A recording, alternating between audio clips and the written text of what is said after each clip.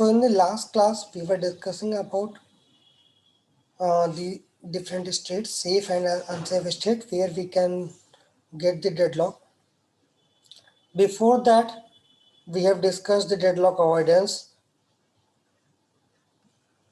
and methods for handling deadlock, basic facts, and the graph, different graphs of resource allocation graph, so that we can be able to find a deadlock situation in a particular instant of a system. Now we are moving forward for the avoidance algorithms. There are two different avoidance algorithms. Avoidance means you are checking whether there will be any deadlock or not in prior. If there will be a deadlock by giving a resource to some process, then you will not give the resource to that particular process.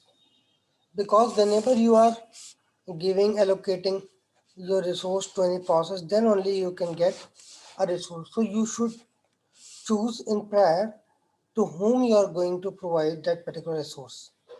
If only one resource is there, let's say R1, and there are two processes, P1 and P2, those who want this resource, then to whom you are going to give this resource. You should be knowing this in prior. So here we are having two different algorithms. First one is modified resource allocation algorithm, and second one is Banker's algorithm. Modified resource algorithm is used when you are having only a single instance of a resource type. Suppose we are having three different types of resources, R1, R2, R3. So only one instance of these resources will be there. One, not more than that.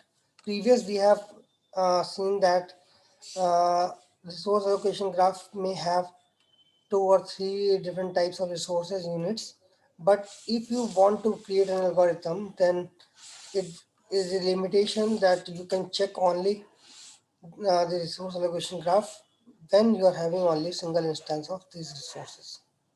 If you are having multiple resources, then the most important algorithm is Banker's algorithm, where we will find a long numerical for our syllabus. That is for Banker's algorithm. Both of these algorithms will give you the idea that when you are going to have a deadlock. If you are well aware about the deadlock situation, that after allocating this resource to particular process, then it will be deadlock. You don't need to provide the resource to that particular deadlock. Now, modified resource allocation graph scheme. So we are introducing a new claim edge here, that is P to R, process to resource type. That indicates that process PI may request resource RJ. Okay, so here we are showing a dotted line.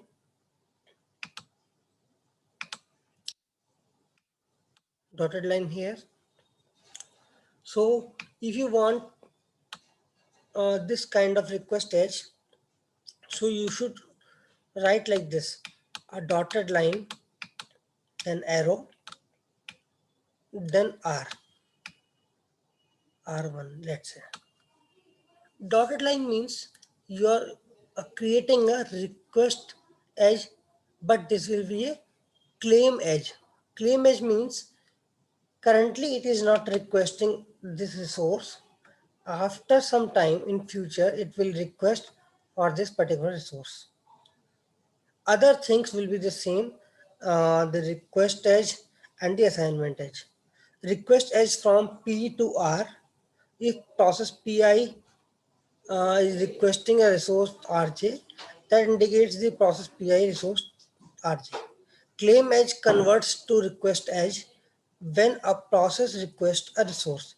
So this is your claim edge. If after some time P1 is requesting R1, then this dotted line will be converted to a full line, and it will say that P1 is now requesting R1. Okay. Then the assignment edge, RJ to PI, resource to process. That indicates that resource RJ was allocated to process PI. If this resource is allocated to this particular process, then you will say that this is an assignment edge. A request edge converts to an assignment edge when the resource is allocated to the process. Suppose in future P1 is requesting for R1 and now you are directly allocating this R1 to P1. That means this claim edge will be converted to assignment edge. Now R1 is assigned to P1. Okay, completely you have allocated to that particular process. When a resource is released by a process, assignment edge reconverts to a claim edge.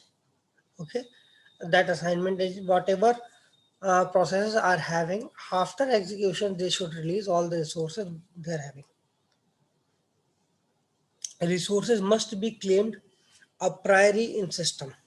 Means you should have the idea well in advance that which processes are going to uh, request for which resources.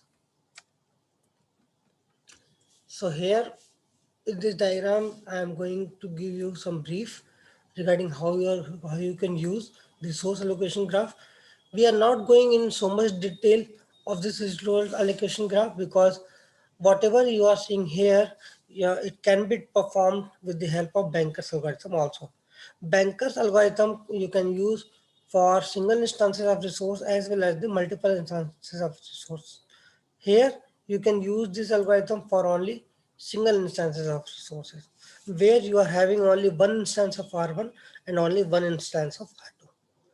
If you are having two instances of R1, then this resource allocation graph cannot be used for this avoidance algorithm. Okay. Suppose at any instance in the system,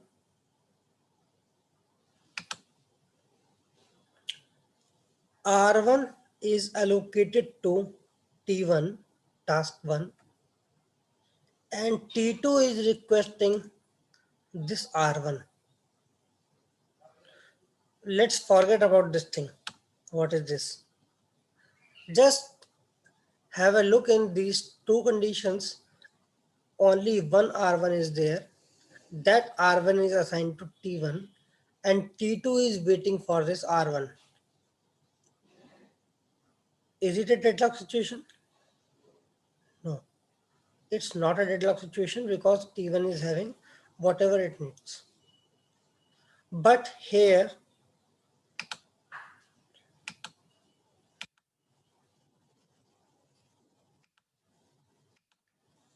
you know that in future, T1 will request R2 and T2 will request R2.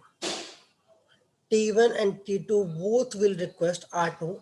That's why you have created a claim edge from T2 to R2 and T1 to R2. Now, in future, this is going to happen. To which process you are going to give this resource? To T1 or to T2?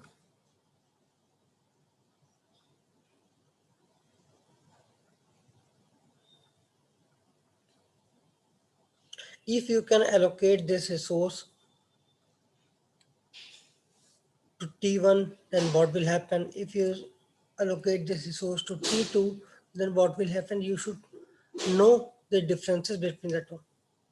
Now, let us assume that we are allocating this resource R2 to T2. Okay, so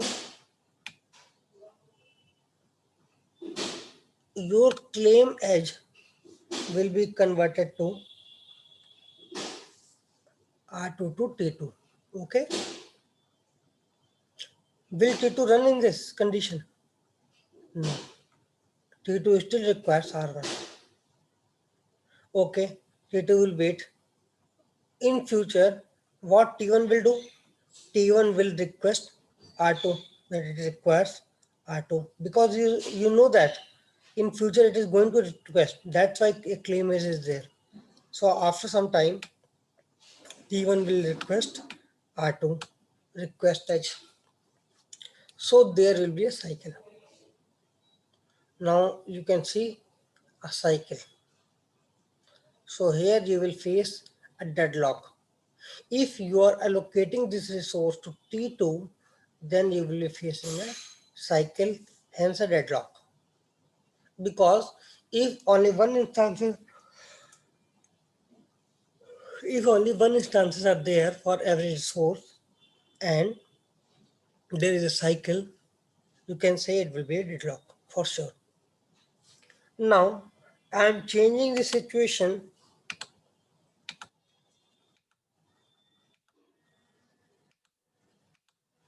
Now I am allocating this resource R2 to T1. Now T1 will be having both the resources as R1 as well as R2. So T1 can run. When T1 will finish, T1 will release all the resources it is having. T1 will release R1 as well as R2. After some time, what T2 will do? T2 will request R2. Is it a cycle? No, it is not a cycle. Here the arrow directions are different. Here you are not getting any cycle. That's why there will be no deadlock in this condition. No cycle means no deadlock. So you can say in this case you can allocate this R2 to T1, not the T2. If you are giving this resource to T1, then there will be no deadlock. If you are allocating this resource to T2, then there will be a deadlock. So you are not going to allocate this resource to T2. In this way, we can use a modified resource algorithm with the help of claim edge. But claim edge is what? Claim edge is nothing but the prior information that this process will request that particular resource in future. You should be aware about the future forecomings. So in the diagram, we can say that it will be unsafe state if we are giving this resource to T2. There may be a chance of cycle.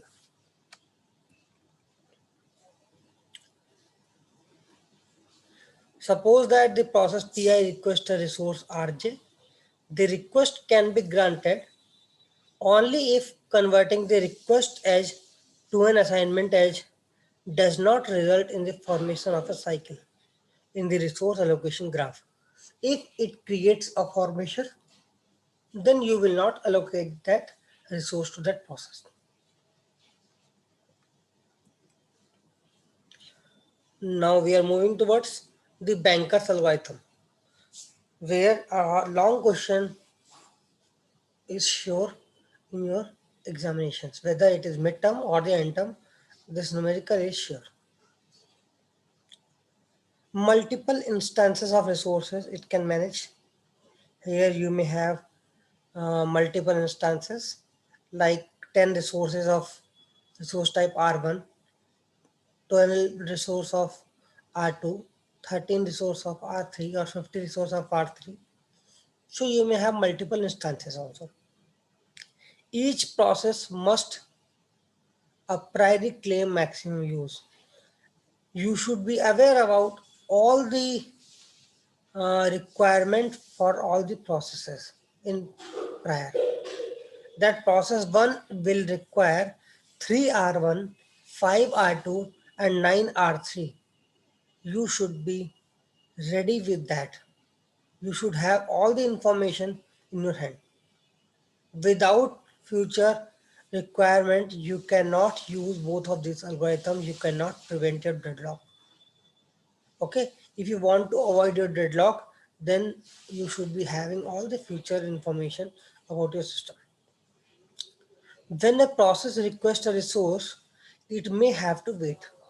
Okay, suppose a process is requesting a resource we are not going to allocate that resource to that process, even that resource is free.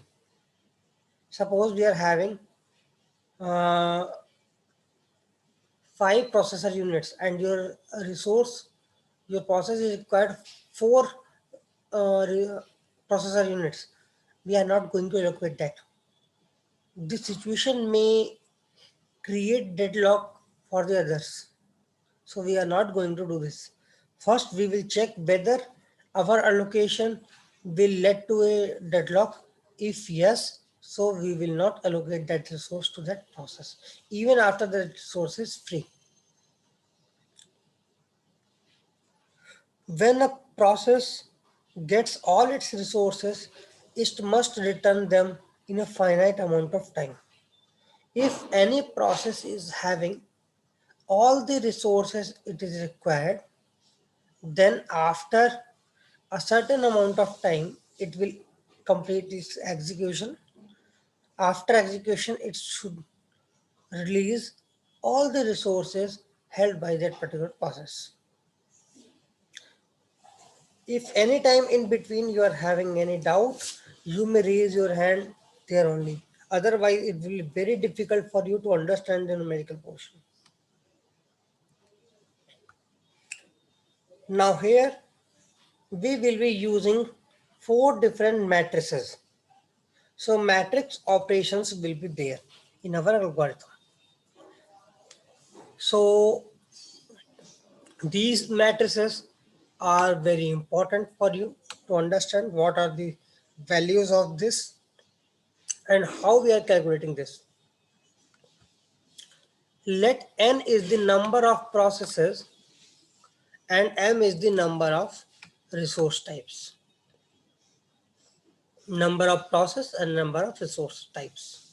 Okay. So available matrix will be there. It is a vector of length m, means it is only having a single row, not more than one row. Matrix with a single row. It's a vector. Matrix with a single row is also known as vector. If available j equal to k, there are k instances of resource type rj available. Means, let me clear you very easily. I am creating a matrix. Let's say 5,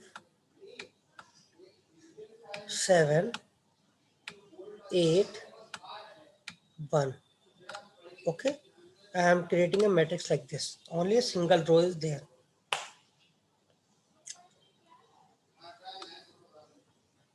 It's a available matrix, means it will show the availability of the resources in your system. How many resources you are having free in your system at a certain time. If available j is equal to k, let's say available 2 is equal to 5. Available 2 is equal to 5 means there are 5 resources available of the instance resource type 2. Here you can say your first column will represent R1, second column will represent R2, third R3, fourth R4. You may have other resources or less than 4 resources also. It may have 5 elements, 10 elements, 2 elements, any number of elements you want. So here in a particular system, we are having 4 different types of resources. And how many resources are available? 5 resources of R1, 7 resources of R2, 8 resources of R3, and only 1 resource of this resource type R4. These are the resources that are available freely in your system. Okay, this is the availability. Then a maximum matrix, shortly called max matrix. It is a n cross m matrix. N cross m means number of columns will be n. number of rows will be n and number of columns will be m. So here we need to create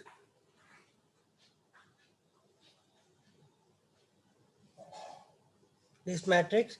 Let's say we are having three process P1, P2 and P3 and four resources. Then how this max will look like?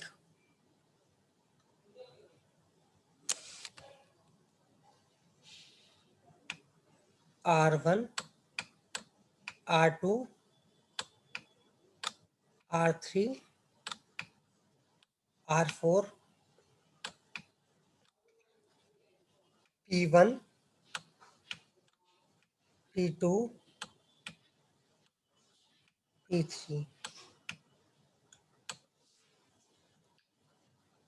1, 2, 1, 0, 3, 2, 5, 1, 6, 2, 1, 3. What is this? This is the maximum demand of a particular process that you are well aware about in prior. So this will be a matrix.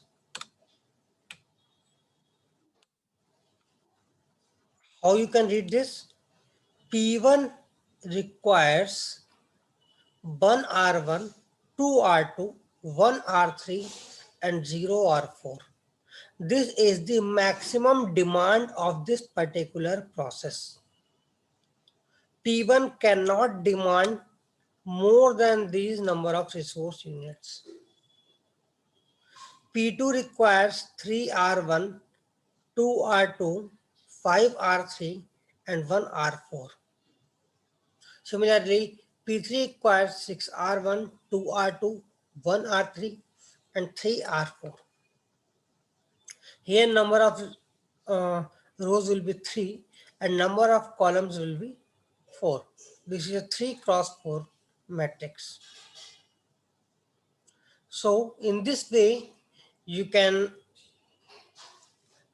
take the total maximum demand from all the processes.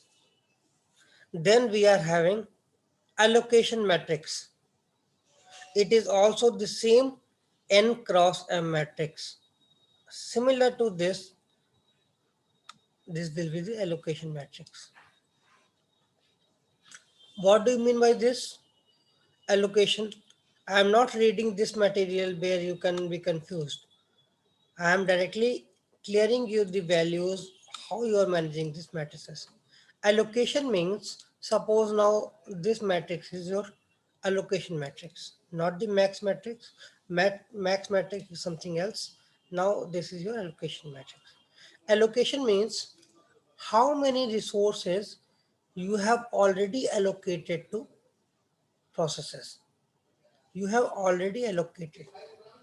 So here we can say that one resource of R1 is allocated to P1, two resource of R2 is allocated to P1, one resource of R3 allocated to P1, zero instances of R4 is allocated to P1. There may be a case, there will be a case that these process max values are different. Obviously, maximum value will be more than this. Currently, how much you have allocated from those maximum, that will be showing in the allocation part. Suppose any process is required 10 R1. That is the maximum need of that process. That maximum process, what it requires. Now you have allocated 6 resources already. So 6 will be coming in the allocation and max will be having 10. Okay. Your allocation cannot be more than your max at any time. Max means how much instances it can request maximum. Allocation means how many instances have already you have allocated to that process. Now the last one is need. That will be the same kind of matrix n cross m matrix. Need means how much more number of resources your process is required. Means your need. Suppose any process required 10 instances of R1. Okay, you have allocated 6 instances of R1. How much need is still there? 4. 10 minus 6. How much it will require?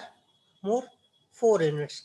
So you can say your max minus allocation will give you the current need. If you are subtracting the values from max, uh, you are subtracting the values of allocation from this max, you will get your need matrix. Need matrix will be having values like this only, like this.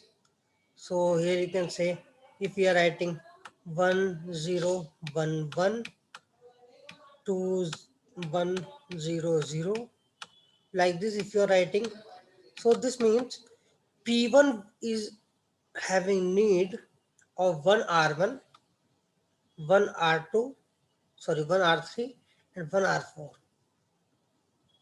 So this will show your current need. How you are finding the current need? Current need means how many you are having the maximum demand and how much we have already allocated to you. The difference between the two. So if you are ready with these 4 matrices, then your numerical will be very easy. There is only addition and subtraction of the values in the matrix. There is no multiplication. Okay.